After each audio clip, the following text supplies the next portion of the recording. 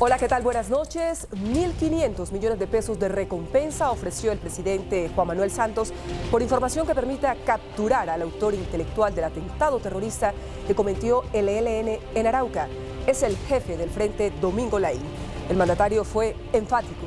Estas acciones no doblegarán al gobierno ni conducirán a los diálogos de paz. De esta noticia y de otros hechos que usted debe conocer, les hablaremos en esta emisión de CMI. Comenzamos. Presidente Santos exige al ELN liberación de secuestrados. ELN pide mediación de la Iglesia para un cese del fuego bilateral. FARC rechazan plebiscito para refrendar acuerdos con el gobierno. Acuerdos se someterán a plebiscito, les guste o no a las FARC. Infiltrado en operación contra microtráfico revela detalles de la acción.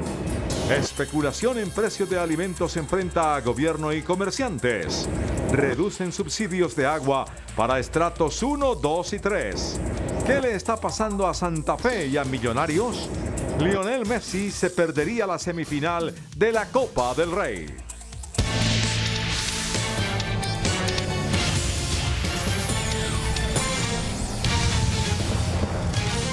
El presidente Juan Manuel Santos habló duro, advirtió que si la guerrilla del ELN quiere conversar de paz, debe primero liberar a todos los secuestrados que tienen su poder. Desde Arauca, donde adelantó un consejo de seguridad tras los ataques contra la Brigada 18 en esa ciudad, ofreció una millonaria recompensa por información que permita ubicar a los autores de esta acción terrorista. El ataque con tatucos a la Brigada 18 en Arauca, lanzados desde una volqueta y por encima de viviendas, fue rechazado por el presidente de la República, Juan Manuel Santos, quien ofreció una millonaria recompensa por el autor intelectual y materiales. Estamos ofreciendo hasta 100 millones de pesos. Esos son los autores materiales. Y el autor intelectual es un alias William Uriel Puya Gómez, que es el que comanda el Domingo Laín, y por él estamos ofreciendo una recompensa de 1.500 millones de pesos. Le dijo al ELN que si quiere negociar debe liberar a los secuestrados. Yo quiero decirle a estos individuos que nuevamente les exigimos la liberación del cabo Villar y del ciudadano Ramón Cabrales. Si quieren, como lo expresan por otro lado, iniciar cualquier tipo de negociación, tienen que liberar a estos secuestrados. Son más de 100 las familias afectadas producto de la detonación de los artefactos explosivos, según un reporte de la Oficina de Gestión del Riesgo de la Alcaldía de Arauca. El coordinador humanitario de Naciones Unidas en Colombia dijo que ese organismo internacional mantiene la esperanza para que el gobierno también alcance la paz con el grupo guerrillero ELN. Sin embargo, advirtió que los hechos recientes protagonizados por esa guerrilla no están en sintonía con la voluntad de paz que han manifestado sus comandantes. El delegado de la ONU también llamó la atención de las diferentes vertientes políticas para que contribuyan a garantizar la implementación de los acuerdos que se han alcanzado con las FARC en La Habana, Cuba. Entre tanto, el ELN le envió una carta al arzobispo de Cali, a Monseñor Darío Monsalve, para que medie con el gobierno nacional y logre un cese bilateral del fuego. En esa misiva, firmada por Nicolás Rodríguez Bautista, alias Gavino, titulada Carta a Monseñor, el ELN le está pidiendo al arzobispo de Cali que interceda ante el Ejecutivo para que se logre este cese de hostilidades. En su cuenta en Twitter, Monseñor Monsalve escribió: ante el escalamiento bélico, ELN Fuerzas Armadas urge contextualizar lo que ocurre, priorizar lo humanitario, superar fase mediática y avanzar a la pública. Pues precisamente el comandante del ejército, el general Alberto Mejía, reveló que cada mes la fuerza pública evita cerca de 20 acciones terroristas planeadas por la guerrilla del ELN. El ELN realizó 8 atentados en enero y en los 8 días de febrero esta cifra ya se multiplicó por 3. El comandante del ejército asegura que todos los días esa guerrilla busca atacar nuevamente. Permanentemente está tratando de realizar acciones terroristas.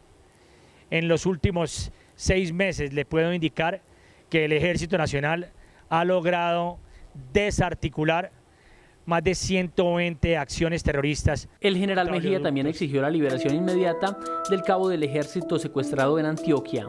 Y exigirle al Ejército de Liberación Nacional el respeto por la vida de nuestro suboficial. En la zona del secuestro se mantiene una operación militar para tratar de ubicar al cabo secuestrado. Hablamos ahora de las FARC. Su jefe negociador, Luciano Marín, alias Iván Márquez, en una carta abierta reiteró desde La Habana su rechazo al plebiscito para la paz. Según la guerrilla, este plebiscito no es un mecanismo apto para producir normas o para modificarlas, refrendarlas o derogarlas, y mucho menos, dice, para reformar la Constitución, por lo que insisten en una constituyente. Según Márquez, no se puede poner en peligro el proceso de paz por ligerezas políticas, así que las FARC están insistiendo en la necesidad urgente de definir un mecanismo de refrendación de los acuerdos que surja de la misma mesa de negociaciones en Cuba. Y el presidente Juan Manuel Santos defendió el mecanismo del plebiscito para refrendar los acuerdos que sean logrados en La Habana. A través de su cuenta de Twitter, el mandatario respondió así a la insistencia de las FARC, quienes desde Cuba manifestaron no estar de acuerdo con la realización del plebiscito como mecanismo para refrendar el acuerdo final que se ha alcanzado con el gobierno nacional. Un policía que se infiltró en la organización de microtráfico que delinquía, que operaba en el centro de Bogotá, de la cual hacían parte 14 uniformados, entregó detalles de esta operación. Según el policía que infiltró a la banda, la labor de los 15 uniformados capturados era permitir que la organización operara libremente en el barrio San Bernardo y el Bronx. Estaban omitiendo sus funciones para que esta organización pudiera trabajar libremente. El agente pudo establecer que un uniformado retirado fue quien corrompió a los policías. Ingresó nuevamente, fue destinado a laborar en ese sector y empezó a generar estrategias tácticas con los policías, los más vulnerables frente a temas económicos o los más vulnerables frente a lujos que tal vez él les pudiera brindar. Este martes la Fiscalía imputará cargos a los 15 policías y a los otros 17 integrantes de la banda. Y sobre este tema, el general Huber Penilla, comandante de la Policía de Bogotá, advirtió que este operativo y que la investigación que está en curso pues no ha concluido y que podrían presentarse más capturas de uniformados en las próximas horas. Según el alto oficial, a la policía no le temblará la mano para capturar miembros de la institución que permitan que bandas delincuenciales operen libremente. Penilla advirtió además que la intervención policial en la zona del Bronx continuará en el centro de Bogotá y continuará en los próximos días. Un dramático panorama de los efectos ambientales de la minería ilegal entregó la Defensoría del Pueblo después de recorrer 6 departamentos del país. Entre los hechos más graves está la contaminación con mercurio y cianuro de unos 13.000 metros cúbicos de agua al año. El organismo también encontró más de 7.000 títulos que, pese a ser fiscalizados por la agencia minera, no cuentan hoy con licencia ambiental.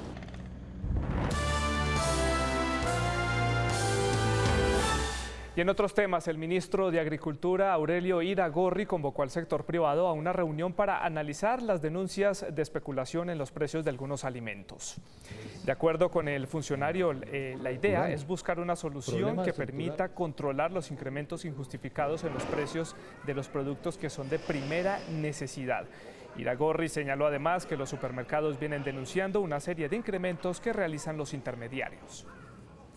Por su parte, el presidente de la Federación Nacional de Comerciantes de FENALCO, Guillermo Botero, sostuvo que las grandes superficies no son responsables del incremento de precios de varios productos de la canasta familiar en el país.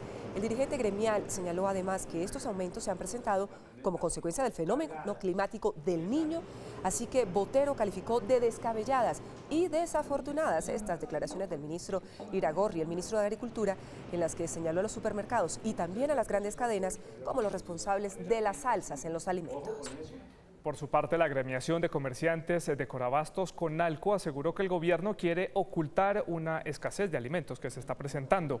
Voceros de esta agremiación manifestaron que la intervención que pidió el Ministerio de Agricultura y la Superintendencia de Industria y Comercio para verificar la especulación de los precios no solo debe hacerse en las grandes superficies, sino también en las centrales mayoristas de Bogotá y de las principales ciudades donde existe distorsión de los precios. Por su parte, el presidente de la Sociedad de Agricultores de Colombia, Rafael Mejía, aseguró que decretar un control de precios en los alimentos, como lo ha propuesto el Ministerio de Agricultura, pues sería una decisión ridícula que acabaría con la producción en el país. Según Mejía, no se puede restringir la libertad de precios si no se restringe el costo de los insumos, que encarece la producción de alimentos.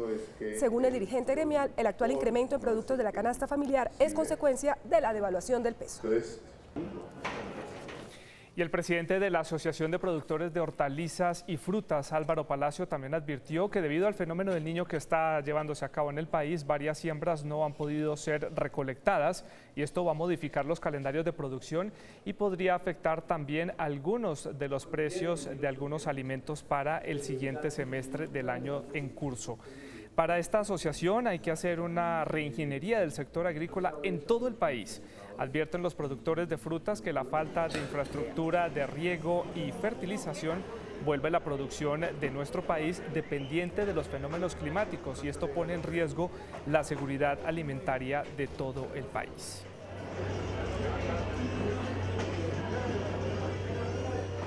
Autoridades del departamento de Bolívar incautaron 17.000 huevos de iguana. 2 personas fueron capturadas, entre ellas un menor de edad. Los huevos eran transportados en 2 vehículos y estaban ocultos entre otros productos alimenticios. La policía reveló que los contrabandistas fueron sorprendidos en un retén de rutina en la Troncal de Occidente, cerca al municipio de Turbaco. Alrededor de 600 iguanas habrían sido sacrificadas para comercializar los huevos en la ciudad de Cartagena. 2 personas fueron capturadas. El Instituto de Medicina Legal identificó a la 5ª víctima de Freddy Valencia, conocido como el asesino en serie del Cerro de Monserrate en Bogotá. Se trata de Jessica Lorena Urrego Portillo, de 32 años, quien se suma ya a la lista en la que están Sonia Ginette Martínez Uribe, Ludy Joana Lara Muñoz, Adriana Patricia Porras Saavedra y María del Pilar Rincón Muñoz, quienes también ya fueron identificadas en días pasados. Medicina Legal trabaja con un grupo especializado para determinar las identidades de otras 6 mujeres más que fueron encontradas en las laderas de este cerro cercano a Bogotá.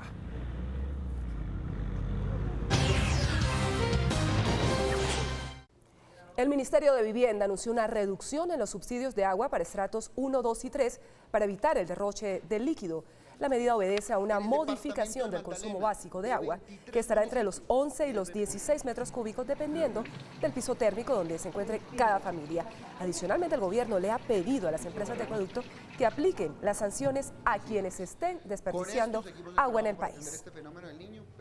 Y el gerente de la Federación Nacional de Cafeteros, Roberto Vélez, anunció un plan de choque para mitigar los efectos que tiene la sequía en los cultivos de este grano de importante exportación para nuestro país. Según el dirigente, los efectos del fenómeno del Niño se reflejan en una menor calidad del café que estamos produciendo.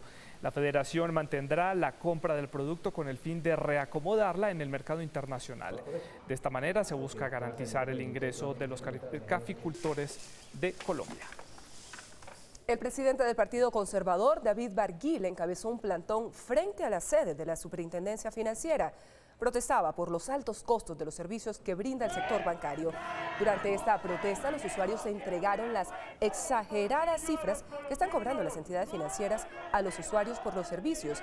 Protestas como esta se van a realizar en otras ciudades del país y durante las sesiones ordinarias del Congreso se va a presentar un proyecto de ley para obligar a las entidades financieras a reducir esas tarifas.